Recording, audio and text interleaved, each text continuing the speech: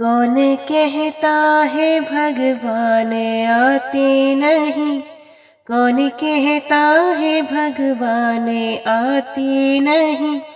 तुम मीरा के जैसे बुलाते नहीं, तुम मीरा के जैसे बुलाते नहीं। जय श्री राम। आज की वीडियो में हम पौष मास महात्म्य का कथा अध्याय 10 आपके सामने प्रस्तुत करने जा रहे हैं। उम्मीद करती हूँ कथा का पूरा फल लेने के लिए आप कथा को शुरू से लेकर अंत तक जरूर श्रवण करेंगे। जय श्री राम। हे नाथ, शिव जी के धनुष को तोड़ने वाला आपका कोई एक दास ही होगा। क्या आज्ञा है, मुझसे क्यों नहीं कहते? ये सुनकर क्रोधी मुनि रिसाकर बोले, सेवक वे है जो सेवा का काम करे, शत्रु का काम करके तो लड़ाई ही करनी चाहिए। हे राम सुनो, जिसने शिव जी के धनुष को तोड़ा है वह सहस्त्र बाहु के समान मेरा शत्रु है। वे इस समाज को छोड़कर अलग हो जाए, नहीं तो सभी राजा मारे जाएंगे। मुनि के वचन सुनकर लक्ष्मण जी मुस्कुराए और परशुराम जी का अपमान करते हुए बोले, हे गोसाई, लड़कपन में हमने बहुत सी धनुहियां तोड़ डाली, किंतु आपने ऐसा क्रोध कभी नहीं किया। इसी धनुष पर इतनी ममता किस कारण से है? ये सुनकर भृगुवंश की ध्वजा स्वरूप परशुराम जी कुपित होकर कहने लगे, अरे राजपुत्र, काल के वश में होने से तुझे बोलने में कुछ भी होश नहीं है। सारे संसार में विख्यात शिव जी का ये धनुष क्या केवल धनुष के समान है? लक्ष्मण जी ने हंसकर कहा, हे देव सुनिए, हमारी जान में तो सभी धनुष एक से ही हैं। पुराने धनुष के तोड़ने में क्या हानि क्या लाभ? श्री रामचंद्र जी ने तो इसे नवीन के धोखे से ही देखा था, फिर ये तो छूते ही टूट गया। इसमें रघुनाथ जी का कोई भी दोष नहीं। मुनि अब बिना ही कारण किस लिए क्रोध करते हैं? परशुराम जी अपने फरसे की ओर देखकर बोले, अरे दुष्ट, तूने मेरा स्वभाव नहीं सुना। मैं तुझे बालक जानकर नहीं मारता हूँ। अरे मूर्ख, क्या तू मुझे नीरा मुनि ही जानता है? मैं बाल ब्रह्मचारी और अत्यंत क्रोधी हूँ। क्षत्रिय कुल का शत्रु तो विश्व भर में विख्यात हूँ। अपनी भुजाओं के बल से मैंने पृथ्वी को राजाओं से रहित कर दिया और बहुत बार उसे ब्राह्मणों को दे डाला। हे राजकुमार, सहस्त्र बाहों की भुजाओं को काटने वाला मेरे इस फरसे को दे। अरे राजा के बालक, तू अपने माता पिता को सोच के वश में ना कर। मेरा फरसा बड़ा भयानक है, ये गर्भों के बच्चों का भी नाश करने वाला है। लक्ष्मण जी हंसकर कोमल वाणी से बोले, अहो मुनीश्वर तो अपने को बड़ा भारी योद्धा समझते हैं, बार बार मुझे कुल्हाड़ी दिखाते हैं, फूंक से पहाड़ उठाना चाहते हैं। यहाँ कोई कुम्हड़े की बतिया नहीं है जो तर्जनी उंगली को देखते ही मर जाती है। कुठार और धनुष बाण देखकर ही मैंने कुछ अभिमान सहित कहा था। भृगुवंशी समझकर और यज्ञोपवीत देखकर तो जो कुछ आप कहते हैं उसे मैं क्रोध को रोककर सह लेता हूँ। देवता, ब्राह्मण, भगवान के भक्त और गो, इन पर हमारे कुल में वीरता नहीं दिखाई जाती, क्योंकि इन्हें मारने से पाप लगता है और इनसे हार जाने पर अपकीर्ति होती है। इसलिए आप मारे तो भी आपके पैर ही पड़ना चाहिए। आपका एक एक वचन ही करोड़ों वज्रों के समान है। धनुष बाण और कुठार तो आप व्यर्थ ही धारण करते हैं। इन्हें धनुष बाण और कुठार को देखकर मैंने कुछ अनुचित कहा हो तो उसे हे धीर महामुनि क्षमा कीजिए। ये सुनकर भृगुवंश मुनि परशुराम जी क्रोध के साथ गंभीर वाणी से बोले, हे विश्वामित्र, सुनो, ये बालक बड़ा कुबुद्धि और कुटिल है। काल के वश में होकर ये अपने कुल का घातक बन रहा है। ये सूर्यवंश रूपी पूर्ण चंद्र का कलंक है। ये बिल्कुल उदंड, मूर्ख और निडर है। अभी क्षण भर में ये काल का ग्रास हो जाएगा। मैं पुकार कर कह देता हूँ, फिर मुझे दोष नहीं देना। यदि तुम इसे बचाना चाहते हो तो हमारा प्रताप, बल और क्रोध बतलाकर इसे मना कर दो। लक्ष्मण जी ने कहा, हे मुनि, आपका सुयश आपके रहते दूसरा कौन वर्णन कर सकता है। आपने अपने ही मुंह से अपनी करनी अनेकों बार बहुत प्रकार से वर्णन की है। इतने पर भी संतोष न हुआ तो फिर कुछ कह डालिए। क्रोध रोककर असहनीय दुख मत दीजिए। आप वीरता का व्रत धारण करने वाले धैर्यवान और शोभ रहित हैं। गाली देते शोभा नहीं गाते। शूरवीर तो युद्ध में करनी शूरवीरता का कार्य करते हैं कहकर अपने को नहीं जनाते। शत्रु को युद्ध में उपस्थित पाकर कायर ही अपने प्रताप की डींग मारा करते हैं। आप तो मानो काल को हाथ लगाकर बार बार उसे मेरे लिए बुलाते हैं। लक्ष्मण जी के कठोर वचन सुनते ही परशुराम जी ने अपने भयानक फरसे को सुधारकर हाथ में ले लिया और बोले, अब लोग मुझे दोष ना दे। ये कड़ुआ बोलने वाला बालक मारे जाने के ही योग्य है। इसे बालक देखकर मैंने बहुत बचाया, पर अब ये सचमुच मरने को ही आ गया है। विश्वामित्र जी ने कहा, अपराध क्षमा कीजिए। बालकों के दोष और गुण को साधु लोग नहीं गिनते। परशुराम जी बोले, तीखी धार का कुठार में दया रहित और क्रोधी, और ये गुरुद्रोही और अपराधी मेरे सामने उत्तर दे रहा है। इतने पर भी मैं इसे बिना मारे छोड़ रहा हूँ। सो हे विश्वामित्र, केवल तुम्हारे शील प्रेम से, नहीं तो इसे इस कठोर कुठार से काटकर थोड़े ही परिश्रम से गुरु से वो ऋण हो जाता। विश्वामित्र जी ने हृदय में हंसकर कहा, मुनि को हरा ही हरा समझ रहा है, अर्थात सर्वत्र विजय होने के कारण ये श्री राम लक्ष्मण को भी साधारण क्षत्रिय ही समझ रहे हैं, किंतु ये लोहमही केवल फौलाद की बनी हुई खान खड्ग है।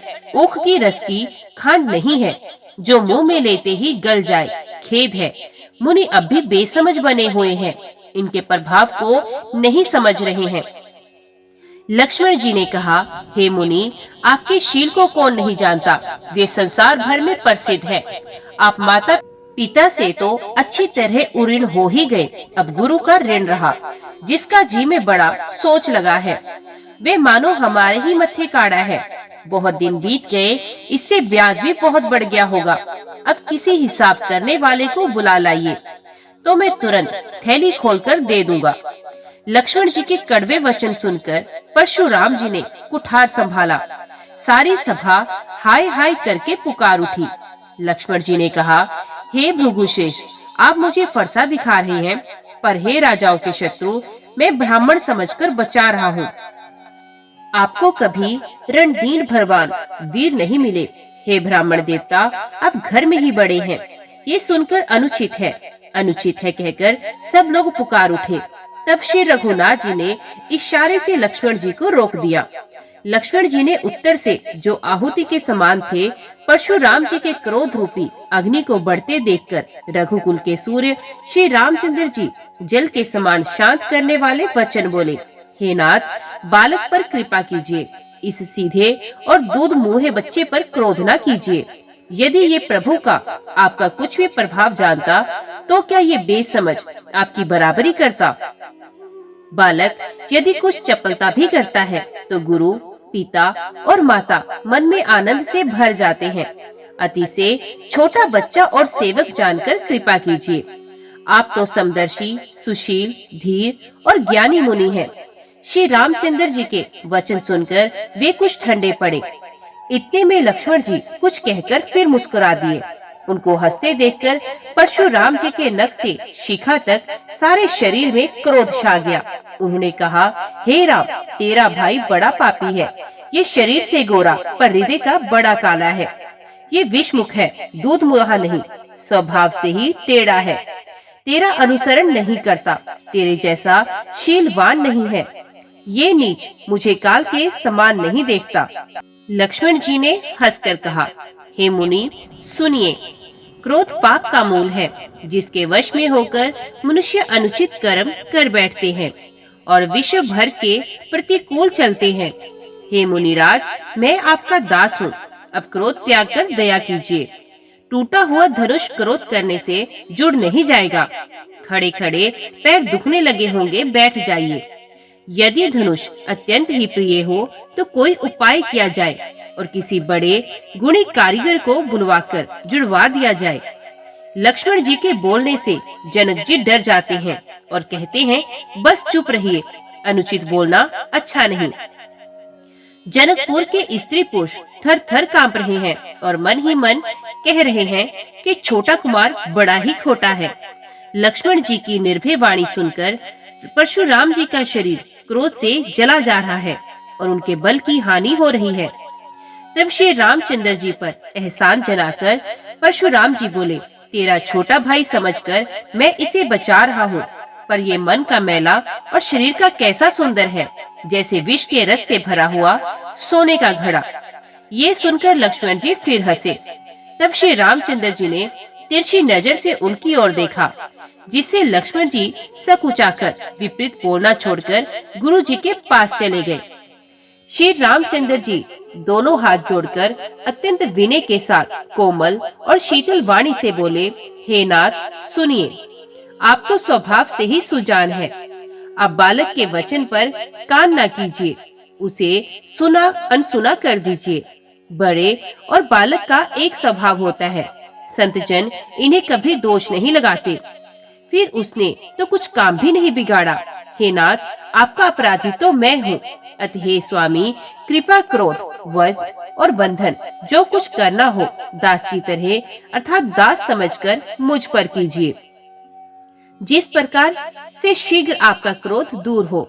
हे मुनिराज, बताइए मैं वही उपाय करूं। मुनि ने कहा, हे राम, क्रोध कैसे जाए? अब भी तेरा छोटा भाई टेढ़ा ही ताक रहा है। इसकी गर्दन पर मैंने कुठार न चलाया तो क्रोध करके क्या ही किया। मेरे जिस कुठार की घोर करनी सुनकर राजाओं की स्त्रियों के गर्भ गिर पड़ते हैं, उसी फरसे के रहते मैं इस शत्रु राजपुत्र को जीवित देख रहा हूँ। हाथ चलता नहीं, क्रोध से छाती चली जाती है। हाय, राजाओं का घातक ये कुठार भी कुंठित हो गया, विधाता विपरीत हो गया, इससे मेरा स्वभाव बदल गया। नहीं तो भला मेरे हृदय में किसी समय भी कृपा कैसी। आज दया मुझे ये दुस्सह दुख सहा रही है। ये सुनकर लक्ष्मण जी ने मुस्कुराकर सर नवाया और कहा, आपके कृपा रूपी वायु भी आपकी मूर्ति के अनुकूल ही है। वचन बोलते हैं मानो फूल झड़ रहे हैं। हे मुनि, यदि कृपा करने से आपका शरीर जला जाता है तो क्रोध होने पर तो शरीर की रक्षा विधाता ही करेंगे। परशुराम जी ने कहा, हे जनक, देख ये मूर्ख बालक हट करके यमपुरी में घर का निवास करना चाहता है। इसको क्रोध ही आंखों की ओट क्यों नहीं करते। ये राजपुत्र देखने में छोटा है पर है बड़ा खोटा। लक्ष्मण जी ने हंसकर मन ही मन कहा, आंख मूंद लेने पर कहीं कोई नहीं है। तब परशुराम जी हृदय में अत्यंत क्रोध भरकर श्री राम जी से बोले, अरे शठ, तू शिव जी का धनुष तोड़कर उल्टा हमी को ज्ञान सिखाता है। तेरा ये भाई तेरी ही सम्मति से कटु वचन बोलता है और तू छल से हाथ जोड़कर विनय करता है। या तो युद्ध में मेरा संतोष कर, नहीं तो राम कहलाना छोड़ दे। अरे शिवद्रोही, शल त्याग कर मुझसे युद्ध कर, नहीं तो भाई सहित तुझे मार डालूंगा। इस प्रकार परशुराम जी कठोर उठाए बक रहे हैं और श्री रामचंद्र जी सिर झुकाए मन ही मन मुस्कुरा रहे हैं। श्री रामचंद्र जी ने मन ही मन कहा, दोष तो लक्ष्मण का और क्रोध मुझ पर करते हैं। कहीं कहीं सीधेपन में भी बड़ा दोष होता है। टेढ़ा जानकर सब लोग किसी की भी वंदना करते हैं। टेढ़े चंद्रमा को राहु भी नहीं ग्रसता। श्री रामचंद्र जी ने प्रकट कहा, हे मुनीश्वर, क्रोध छोड़िए। आपके हाथ में कुठार है और मेरा ये सर आगे है। जिस प्रकार आपका क्रोध जाए, हे स्वामी, वही कीजिए। मुझे अपना दास समझिए। स्वामी और सेवक में युद्ध कैसा। हे ब्राह्मण श्रेष्ठ, क्रोध का त्याग कीजिए। आपका वेश देखकर ही बालक ने कुछ कह डाला था। वास्तव में उसका भी कोई दोष नहीं। आपको कुठार, बाण और धनुष धारण किए देखकर और वीर समझकर बालक को क्रोध आ गया। वे आपका नाम तो जानता था, पर उसने आपको पहचाना नहीं। आपके वंश रघुवंश के स्वभाव के अनुसार उसने उत्तर दिया। यदि आप मुनि की तरह आते तो हे स्वामी, बालक आपके चरणों की धूलि सर पर रखता। अनजाने की भूल को क्षमा कर दीजिए। ब्राह्मणों के हृदय में बहुत अधिक दया होनी चाहिए। हे नाथ, हमारी और आपकी बराबरी कैसी, कहिए ना। कहाँ चरण और कहाँ मस्तक, कहाँ मेरा राम मात्र छोटा सा नाम और कहाँ आपका परशु सहित बड़ा नाम। हे देव, हमारे तो एक ही गुण धनुष है और आपके पास परम पवित्र शम, दम, तप, शौच, क्षमा, सरलता, ज्ञान, विज्ञान और आस्तिकता, ये 9 गुण हैं। हम तो सब प्रकार से आपसे हारे हैं। हे विप्र, हमारे अपराधों को क्षमा कीजिए। श्री रामचंद्र जी ने परशुराम जी को बार बार मुनि और विप्रवर कहा। तब भृगुपति परशुराम जी कुपित होकर अथवा क्रोध की हंसी हंसकर बोले, तू भी अपने भाई के समान ही टेढ़ा है। तो मुझे निरा ब्राह्मण ही समझता है। मैं जैसा विप्र हूँ तुझे सुनाता हूँ। धनुष को श्रुवा, बाण को आहुति और मेरे क्रोध को अत्यंत भयंकर अग्निजान। चतुरंगिणी सेना सुंदर समिधाएं होती हैं। बड़े बड़े राजा उसमें आकर बलि के वशु होते हैं, जिनको मैंने इसी फरसे से काटकर बलि दिया है। ऐसे करोड़ों जपयुक्त रण यज्ञ मैंने किए हैं। मेरे प्रभाव तुझे मालूम नहीं है, इसी से तो ब्राह्मण के धोखे मेरा निरादर करके बोल रहा है।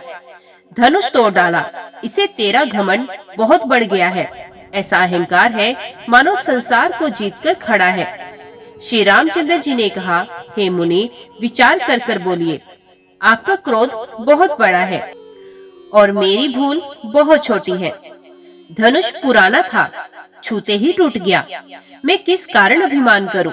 हे भृगुनाथ, यदि हम सचमुच ब्राह्मण कहकर निरादर करते हैं तो ये सत्य सुनिए। फिर संसार में ऐसा कौन योद्धा है जिसे हम डर के मारे मस्तक नवाएं? देवता, दैत्य, राजा या और बहुत से योद्धा, वे चाहे बल में हमारे बराबर हो, चाहे अधिक बलवान हो। यदि रण में हमें कोई भी ललकारे तो हम उससे सुखपूर्वक लड़ेंगे, चाहे काल ही क्यों ना हो। क्षत्रिय का शरीर धरकर जो युद्ध में डर गया, उस नीच ने अपने कुल पर कलंक लगा दिया। मैं स्वभाव से ही कहता हूँ, कुल की प्रशंसा करके नहीं, कि रघुवंशी रण में काल से भी नहीं डरते। ब्राह्मण वश की ऐसी ही प्रभुता है कि जो आपसे डरता है वे उस सबसे निर्भय हो जाता है, अथवा जो भय रहित होता है वे भी आपसे डरता है। श्री रघुनाथ जी के कोमल और रहस्यपूर्ण वचन सुनकर परशुराम जी की बुद्धि के पर्दे खुल गए। परशुराम जी ने कहा, हे राम, हे लक्ष्मीपति, धनुष को हाथ में अथवा लक्ष्मीपति विष्णु का धनुष लीजिए और उसे खींचिए, जिससे मेरा संदेह मिट जाए। परशुराम जी धनुष देने लगे, तब वे आप ही चला गया। तब परशुराम जी के मन में बड़ा आश्चर्य हुआ। तब उन्होंने श्री राम जी का प्रभाव जाना, जिसके कारण उनका शरीर पुलकित और प्रफुल्लित हो गया। वे हाथ जोड़कर वचन बोले, प्रेम उनके हृदय में समाता नहीं था। हे रघुकुल रूपी कमल वन के सूर्य, हे राक्षसों के कुल रूपी घने जंगल को जलाने वाले अग्नि, आपकी जय हो। हे देवता, ब्राह्मण और गो का हित करने वाले, आपकी जय हो। हे मद, मोह, क्रोध और भ्रम के हरने वाले, आपकी जय हो।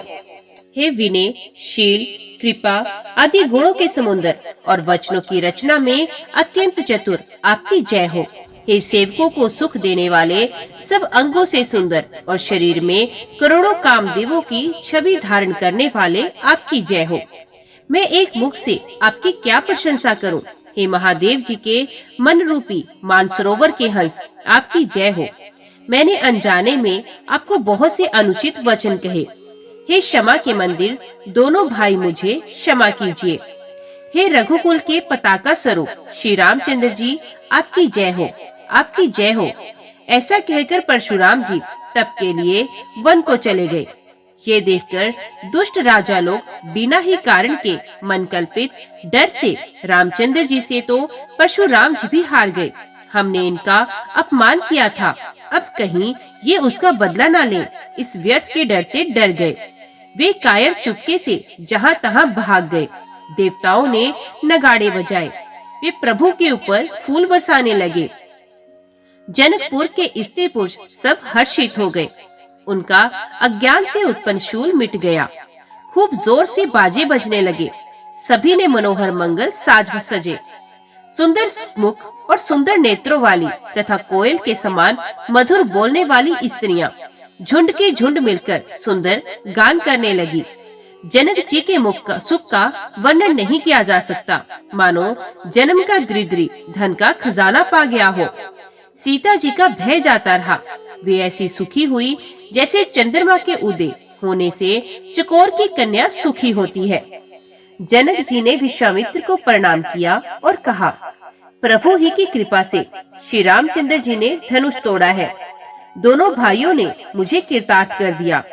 हे स्वामी, अब जो उचित हो सो कहिए।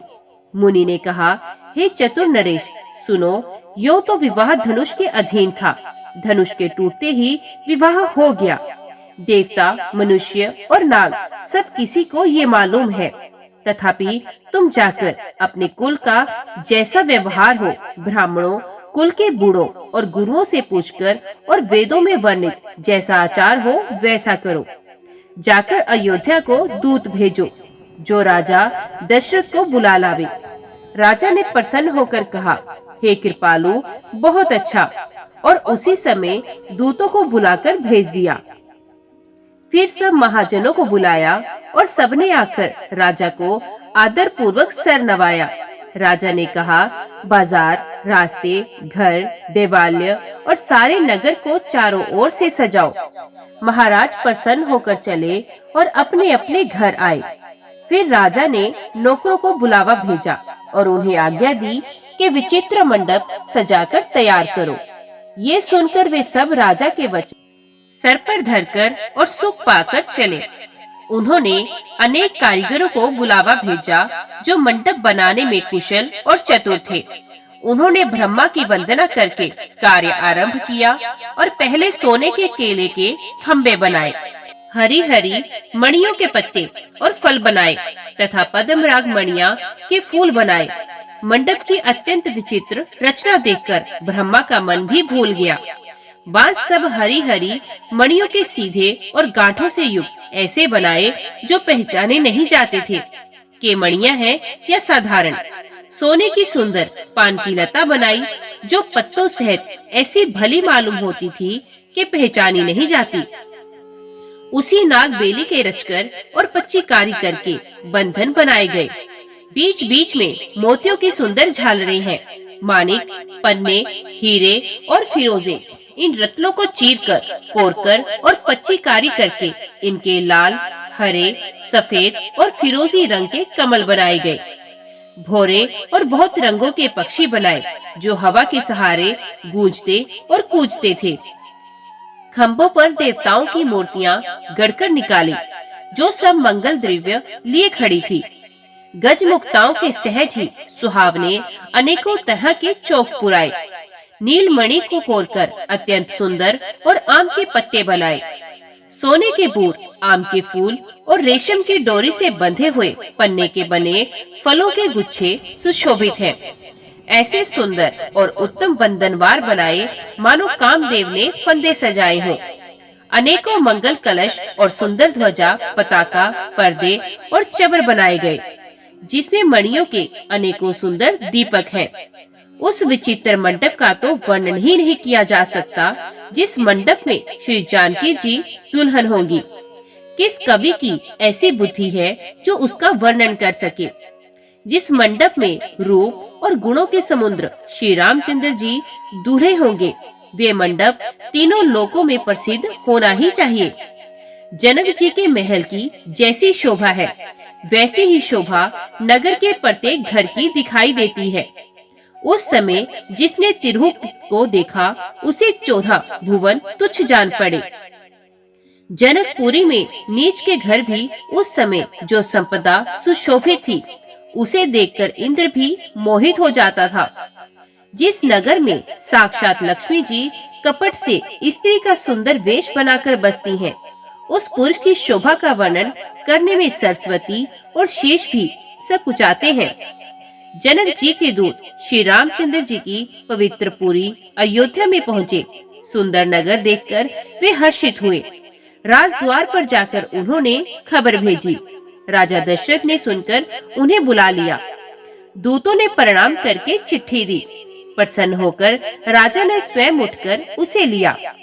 चिट्ठी बांचते समय उनके नेत्रों में जल छा गया, शरीर पुलकित हो गया और छाती भर आई।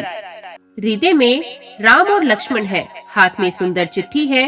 राजा उसे हाथ में लिए ही रह गए, खट्टी मीठी कुछ भी कह न सके। फिर धीरज धरकर उन्होंने पत्रिका पढ़ी। सारी सभा सच्ची बात सुनकर हर्षित हो गई। भरत जी अपने मित्रों और भाई शत्रुघ्न के साथ जहाँ खेलते थे वही समाचार पाकर वे आ गए। बहुत प्रेम से सकुचाते हुए पूछते हैं, पिताजी चिट्ठी कहाँ से आई है? हमारे प्राणों से प्यारे दोनों भाई कहिए सकुशल तो है ना, और वे किस देश में हैं? स्नेह से सने ये वचन सुनकर राजा ने फिर से चिट्ठी पढ़ी।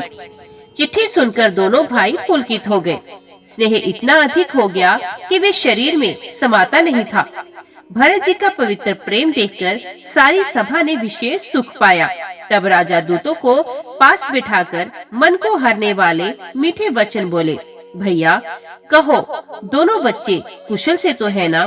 तुमने अपनी आंखों से उन्हें अच्छी तरह तो देखा है ना? सांवले और गोरे शरीर वाले वे धनुष और तरकस धारण किए रहते हैं, किशोर अवस्था के हैं, विश्वामित्र मुनि के साथ है। तुम उनको पहचानते तो हो ना? उनका स्वभाव बताओ। राजा प्रेम के विशेष वश में होने से बार बार इस प्रकार कह पूछ रहे हैं। भैया जिस दिन से मुनि उन्हें ले गए हैं तब से आज ही हमने सच्ची खबर पाई है। कहो तो महाराज, जनक ने उन्हें कैसे पहचाना? ये प्रिय प्रेम भरे वचन सुनकर दूत मुस्कुराए और कहा, हे राजाओं के मुकुटमणि, सुनिए, आपके समान धन्य और कोई नहीं है, जिनके पास राम लक्ष्मण जैसे पुत्र हैं, जो दोनों विश्व के विभूषण हैं। आपके पुत्र पूछने योग्य नहीं है। वे पुरुष सिंह तीनों लोकों के प्रकाश स्वरूप हैं, जिनके यश के आगे चंद्रमा मलिन और प्रताप के आगे सूर्य शीतल लगता है। हे नाथ, उनके लिए आप कहते हैं कि उन्हें कैसे पहचाना? क्या सूर्य को हाथ में दीपक लेकर देखा जाता है? सीता जी के स्वयंवर में अनेकों राजा और एक से एक बढ़कर योद्धा एकत्रित हुए थे, परंतु शिव जी के धनुष को कोई भी नहीं हटा सका। सारे बलवान वीर हार गए। तीनों लोकों में जो वीरता के अभिमानी थे, शिव जी के धनुष ने सबकी शक्ति तोड़ दी। बाणासुर जो सुमेरु को भी उठा सकता था, वे भी हृदय में हार कर परिक्रमा करके चला गया, और जिसने खेल से ही कैलाश को उठा लिया था, वे रावण भी उस सभा में पराजय को प्राप्त हुआ। हे महाराज सुनिए, वहाँ रघुवंश मणि श्री रामचंद्र जी ने बिना ही प्रयास शिव जी के धनुष को वैसे ही तोड़ डाला, जैसे हाथी कमल की डंडी को तोड़ डालता है। धनुष टूटने की बात सुनकर परशुराम जी क्रोध भरे आए और उन्होंने बहुत प्रकार से आंखें दिखाई। अंत में उन्होंने भी श्री रामचंद्र जी का बल देखकर उन्हें अपना धनुष दे दिया और बहुत प्रकार से विनती करके वन को चले गए। हे राजन, जैसे श्री रामचंद्र जी अतुलनीय बली हैं, वैसे ही तेज निधान फिर लक्ष्मण जी भी हैं, जिनके देखने मात्र से राजा लोग ऐसे कांप उठते हैं जैसे हाथी सिंह के बच्चे के ताकने से कांप उठते हैं। हे देव, आपके दोनों बालकों को देखने के बाद अब आंखों के नीचे कोई आता ही नहीं, हमारी दृष्टि पर कोई चढ़ता ही नहीं। प्रेम, प्रताप और वीर रस में पगी हुई दूतों की वचन रचना सबको बहुत प्रिय लगी। सभा सहित राजा प्रेम में मगन हो गए और दूतों को निशावर देने लगे। उन्हें निशावर देते देखकर वे नीति विरुद्ध है ऐसा कहकर दूत अपने हाथों से कान मूंदने लगे। धर्म को विचार कर उनका धर्म युक्त बर्ताव देखकर सभी ने सुख माना। तब राजा ने उठकर वशिष्ठ जी के पास जाकर उन्हें पत्रिका दी और आदर पूर्वक दूतों को बुलाकर सारी कथा गुरु जी को सुना दी। सब समाचार सुनकर और अत्यंत सुख पाकर गुरु बोले, पुण्य आत्मा पुरुष के लिए पृथ्वी सुखों से शायी हुई है।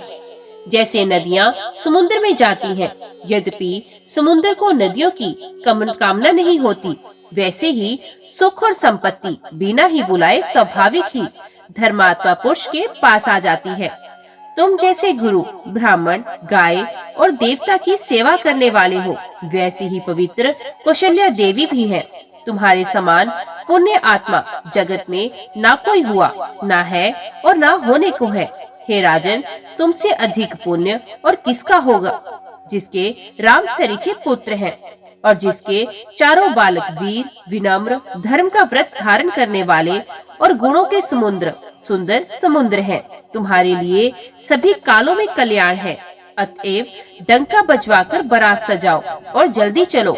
गुरु जी के ऐसे वचन सुनकर हे नाथ, बहुत अच्छा कहकर और सर नवाकर तथा दूतों को डेरा दिलवाकर राजा महल में गए। राजा ने सारे रनिवास को बुलाकर जनक जी की पत्रिका बांचकर सुनाई। समाचार सुनकर सब रानियां हर्ष से भर गई। राजा ने फिर दूसरी सब बातों का जो दूतों के मुख से सुनी थी वर्णन किया। प्रेम में प्रफुल्लित हुई रानियां ऐसी सुशोभित हो रही हैं, जैसे मोरनी बादलों की गर्ज सुनकर प्रफुल्लित होती हैं। बड़ी बूढ़ी अथवा गुरु की स्त्रियां प्रसन्न होकर आशीर्वाद दे रही हैं।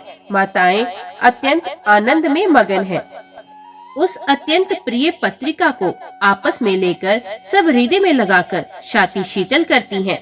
राजाओं में श्रेष्ठ दशरथ जी ने श्री राम लक्ष्मण की कीर्ति और करनी का बारंबार वर्णन किया। ये सब मुनि की कृपा है, ऐसा कहकर वे बाहर चले आए। तब रानियों ने ब्राह्मण को बुलाया और आनंद सहित उन्हें दान दिए। श्रेष्ठ ब्राह्मण आशीर्वाद देते हुए चले। फिर भिक्षुकों को बुलाकर करोड़ों प्रकार की निशावरें उनको दी। चक्रवर्ती महाराज दशरथ के चारों पुत्र चिरंजीवी हो, यो कहते हुए वे अनेक प्रकार के सुंदर वस्त्र पहन पहन कर चले। आनंदित होकर नगाड़े वालों ने बड़े जोर से नगाड़ों पर चोट लगाई। सब लोगों ने जब ये समाचार पाया तब घर घर बधावे होने लगे। 14 लोकों में उत्साह भर गया कि जानकी जी और श्री रघुनाथ जी का विवाह होगा। ये शुभ समाचार पाकर लोग प्रेम मगन हो गए और रास्ते, घर तथा गलियां सजाने लगे। यद्यपि अयोध्या सदा सुहावनी है, क्योंकि वे श्री राम जी की मंगलमयी पवित्र पुरी है। तथापि प्रीति पर प्रीति होने से वे सुंदर मंगल रचना से सजाई गई। ध्वजा, पताका, पर्दे और सुंदर चवरों से सारा बाजार बहुत ही अनूठा छाया हुआ है। सोने के कलश, तोरण, मणियों की झालरें, हल्दी, धूप, दही, अक्षत और मालाओं से लोगों ने अपने अपने घरों को सजाकर मंगलमय बना लिया। गलियों को चतुर मस्त के सींचा और द्वारों पर सुंदर चौक पूरे। चंदन, केसर, कस्तूरी और कपूर से बने हुए एक सुगंधित द्रव्य की चतुर्सम कहते हैं। बिजली किसी कांति वाली, चंद्रमुखी हरिण के बच्चों के से नेत्र वाली और अपने सुंदर रूप से कामदेव की स्त्री रति के अभिमान को छुड़ाने वाली सुहागिन स्त्रियां सभी 16 श्रृंगार सजकर जहाँ तहाँ झुंड के झुंड मिलकर मनोहर वाणी से मंगल गीत गा रही हैं, जिनके सुंदर स्वर को सुनकर कोयले भी लजा जाती हैं। राजमहल का वर्णन कैसे किया जाए, जहाँ विश्व को विमोहित करने वाला मंडप बनाया गया है। अनेकों प्रकार के मनोहर मांगलिक पदार्थ शोभित हो रहे हैं और बहुत से नगाड़े बज रहे हैं। कहीं भाट कुल कीर्ति का उच्चारण कर रहे हैं और कहीं ब्राह्मण वेद ध्वनि कर रहे हैं। सुंदर स्त्रियां श्री राम जी और श्री सीता जी का नाम ले लेकर मंगल गीत गा रही हैं। उत्साह बहुत है और महल अत्यंत ही छोटा है। इससे मानो वे उत्साह आनंद चारों ओर उमड़ चला है। दशरथ के महल की शोभा का वर्णन कौन कवि कर सकता है, जहाँ समस्त देवताओं के शिरोमणि रामचंद्र जी ने अवतार लिया है। फिर राजा ने भरत जी को बुला लिया और कहा कि जाकर घोड़े, हाथी और रथ सजाओ, जल्दी रामचंद्र जी की बारात में चलो। ये सुनते ही दोनों भाई आनंदवश पुलक से भर गए। भरत जी ने सब साहनी घुड़सवार के अध्यक्ष बुलाए और उन्हें घोड़ों को सजाने की आज्ञा दी। वे प्रसन्न होकर उठ दौड़े।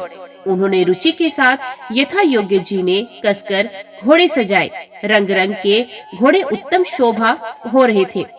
सब घोड़े बड़े ही सुंदर और चंचल करनी चाल की हैं। वे धरती पर ऐसे पैर रखते हैं जैसे जलते हुए लोहे पर रखते हो। अनेकों जाति के घोड़े हैं जिनका वर्णन नहीं हो सकता। ऐसी तेज चाल की है, मानो हवा का निरादर करके उड़ना चाहते हो। उन सब घोड़ों पर भरत जी के समान अवस्था वाले सब शैल छबीले राजकुमार सवार हुए। वे सभी सुंदर हैं और सब आभूषण धारण किए हैं। उनके हाथों में बाण और धनुष है तथा कमर में भारी तरकस बंधे हैं। सभी चुने हुए शबीले बैल शूरवीर, चतुर और नवयुक्त हैं। प्रत्येक सवार के साथ 2 पैदल सिपाही हैं, जो तलवार चलाने की कला में बड़े निपुण हैं। शूरता का बाना धारण किए हुए रणधीर वीर सब निकलकर नगर के बाहर आ खड़े हुए। वे चतुर अपने घोड़ों को तरह तरह की चालों से फेर रहे हैं और भेरी तथा नगाड़े की आवाज सुन सुनकर प्रसन्न हो रहे हैं। सारथियों ने ध्वजा, पताका, मणि और आभूषणों को लगाकर रथों को बहुत विलक्षण बना दिया है। उनमें सुंदर चवर लगे हैं और घंटियां सुंदर शब्द कर रही हैं। वे रथ इतने सुंदर है मानो सूर्य के रथ की शोभा को छीन लेते हैं। अनगिनत श्यामकरण घोड़े थे। उनको सारथियों ने उन रथों में जोत दिया, जो सभी देखने में सुंदर और गहनों से सजाए हुए सुशोभित हैं और जिन्हें देखकर मुनियों के मन भी मोहित हो जाते हैं। जो जल पर भी जमीन की तरह ही चलते हैं। वेग की अधिकता से उनकी टाप पानी में नहीं डूबती। अस्त्र शस्त्र और सब साज सजाकर सारथियों ने रथियों को बुला लिया। रथों पर चढ़ चढ़कर बारात नगर के बाहर जुटने लगी। जो जिस काम के लिए जाता है सभी को सुंदर शगुन होते हैं। श्रेष्ठ हाथियों पर सुंदर अंबारियां बड़ी हैं। वे जिस प्रकार सजाई गई थी सो कहा नहीं जा सकता। मतवाले हाथी घंटों से सुशोभित होकर चले, मानो सावन के सुंदर बादलों के समूह गरजते हुए जा रहे हों। सुंदर पालकियां, सुख से बैठने योग्य तामझाम और रथ आदि और भी अनेकों प्रकार की सवारियां हैं। उन पर श्रेष्ठ ब्राह्मणों के समूह चढ़कर चले, मानो सब वेदों के संध ही शरीर धारण किए हुए हों। मागध, सूत, भाट और गुण गाने वाले सब जो जिस योग्य थे वैसी सवारी पर चढ़कर चले। बहुत जातियों के खच्चर, ऊंट और बैल, असंख्यों प्रकार की वस्तुएं लाद लाद कर चले। कहार करोड़ों कांवरे लेकर चले। उनमें अनेकों प्रकार की इतनी वस्तुएं थी कि जिनका वर्णन कौन कर सकता है। सब सेवकों के समूह अपना अपना साज समाज बनाकर चले। सबके हृदय में अपार हर्ष है और शरीर पुलक से भरे हैं। सबको एक ही लालसा लगी है कि हम श्री राम लक्ष्मण दोनों भाइयों का नेत्र भरकर कब देखेंगे। हाथी गरज रहे हैं, उनके घंटों की भीषण ध्वनि हो रही है। चारों ओर रथों की घरघराहट और घोड़ों की हिनहिनाहट हो रही है। बादलों का निरादर करते हुए नगाड़े घोर शब्द कर रहे हैं। किसी को अपनी पराई कोई बात कानों से सुनाई नहीं देती। राजा दशरथ के दरवाजे पर इतनी भारी भीड़ हो रही है कि वहाँ पत्थर फेंका जाए तो वे भी पिसकर धूल हो जाए। अटारियों पर चढ़ी स्त्रियां मंगल थालों में आरती लिए देख रही हैं और नाना प्रकार के मनोहर गीत गा रही हैं। उनके अत्यंत आनंद का बखान नहीं हो सकता। तब सुमंत्र नंदन जी तो 2 रथ सजाकर उनमें सूर्य के घोड़ों को भी मात करने वाले घोड़े जोते। दोनों सुंदर रथ वे राजा दशरथ के पास ले आए, जिनकी सुंदरता का वर्णन सरस्वती से भी नहीं हो सकता। एक रथ पर राज से सामान सजाया गया और दूसरा जो तेज का पुंज और अत्यंत ही शोभायमान था। उस सुंदर रथ पर राजा वशिष्ठ जी को हर्ष पूर्वक चढ़ाकर फिर स्वयं शिव, गुरु, गौरी पार्वती और गणेश जी का स्मरण करके दूसरे रथ पर चढ़े। वशिष्ठ जी के साथ जाते हुए राजा दशरथ जी कैसे शोभित हो रहे हैं, जैसे देव गुरु बृहस्पति जी के साथ इंद्र हो। वेद की विधि से और कुल की रीति के अनुसार सब कार्य करके तथा सबको सब प्रकार से सजे देखकर श्री रामचंद्र जी का स्मरण करके गुरु की आज्ञा पाकर पृथ्वीपति दशरथ जी शंख बजाकर चले। बारात देखकर देवता हर्षित हुए और सुंदर मंगलदायक फूलों की वर्षा करने लगे। बड़ा शोर मच गया, घोड़े और हाथी गरजने लगे। आकाश में बारात में दोनों जगह बाजे बजने लगे। देवांगनाएं और मनुष्यों की स्त्रियां सुंदर मंगल गान करने लगी और रसीले राग से शहनाइयां बजने लगी। घंटे घंटियों की ध्वनि का वर्णन नहीं हो सकता। पैदल चलने वाले सेवक गण अथवा पट्टेबाज कसरत के खेल कर रहे हैं और फहरा रहे हैं। हंसी करने में निपुण और सुंदर गाने में चतुर मस्खरे तरह तरह के तमाशे कर रहे हैं। सुंदर राजकुमार मृदंग और नगाड़े के शब्द सुनकर घोड़ों को उन्हीं के अनुसार इस प्रकार नचा रहे हैं कि वे ताल के बंधन से जरा भी टिकते नहीं हैं। चतुर नट चकित होकर ये देख रहे हैं। बारात ऐसी बनी है कि उसका वर्णन करते नहीं बनता। सुंदर शुभदायक शगुन हो रहे हैं। नीलकंठ पक्षी बाईं ओर चारा ले रहे हैं, मानो संपूर्ण मंगलों की सूचना दे रहा हो। दाहिनी ओर कोआ सुंदर खेत में शोभा पा रहा है। नेवले का दर्शन भी सब किसी ने पाया। तीनों प्रकार की शीतल, मन, सुगंधित हवा अनुकूल दिशा में चल रही है। श्रेष्ठ सुहागिनी स्त्रियां भरे हुए घोड़े और गोद में बालक लिए आ रही हैं। लोमड़ी फिर फिर कर बार बार दिखाई दे जाती है। गाय सामने खड़ी बछड़ों को दूध पिलाती है। हरणों की टोली बाईं ओर से घूमकर दाहिनी ओर को आई, मानो सभी मंगलों का समूह दिखाई दिया। शेम करी सफेद सिर वाली चील विशेष रूप से शेम कल्याण कह रही है। श्यामा बाईं ओर सुंदर पेड़ पर दिखाई पड़ी। दही, मछली और दो विद्वान ब्राह्मण हाथ में पुस्तक लिए हुए सामने आए। सभी मंगलमय, कल्याणमय और मनोवांछित फल देने वाले शकुन मानो सच्चे होने के लिए ही एक ही साथ हो गए। स्वयं सगुण ब्रह्म जिसके सुंदर पुत्र हैं, उसके लिए सब मंगल शगुन सुलभ है। जहाँ श्री रामचंद्र जी सरीखे दूल्हा और सीता जी जैसी दुल्हन है, तथा दशरथ जी और जनक जी जैसे पवित्र संबंधी हैं। ऐसा ब्याह सुनकर मानो सभी शगुन नाच उठे और कहने लगे, अब ब्रह्मा जी ने हमको सच्चा कर दिया। इस तरह बारात से प्रस्थान किया। घोड़े हाथी गरज रहे हैं और नगाड़ों पर चोट लग रही है। सूर्यवंश के पताका स्वरूप दशरथ जी को आते हुए जानकर जनक जी ने नदियों पर पुल बंधवा दिए। बीच बीच में ठहरने के लिए सुंदर घर बनवा दिए, जिनमें देवलोक के समान संपदा शाही है, और जहाँ बारात के सब लोग अपने अपने मन की पसंद के अनुसार सुहावने उत्तम भोजन, बिस्तर और वस्त्र पाते हैं। मन के अनुकूल नित्य नए सुखों को देखकर सभी बारातियों को अपने घर भूल गए। बड़े जोर से बजते हुए नगाड़ों की आवाज सुनकर श्रेष्ठ बारात को आती हुई जानकर अगवानी करने वाले हाथी, रथ, पैदल और घोड़े सजाकर बारात लेने चले। जय श्री राम। आज की वीडियो में इतना ही। उम्मीद करती हूँ वीडियो आपको पसंद आई होगी। वीडियो पसंद आई हो तो वीडियो को लाइक और चैनल को सब्सक्राइब जरूर कीजिएगा। जय श्री राम लिखकर कमेंट बॉक्स में अपनी हाजिरी और अपने सुझाव देना ना भूलिएगा। तो मिलते हैं अगले अध्याय अगली कथा के साथ। तब तक के लिए देखते व सुनते रहिए। जय मां कंजर, जय माता दी।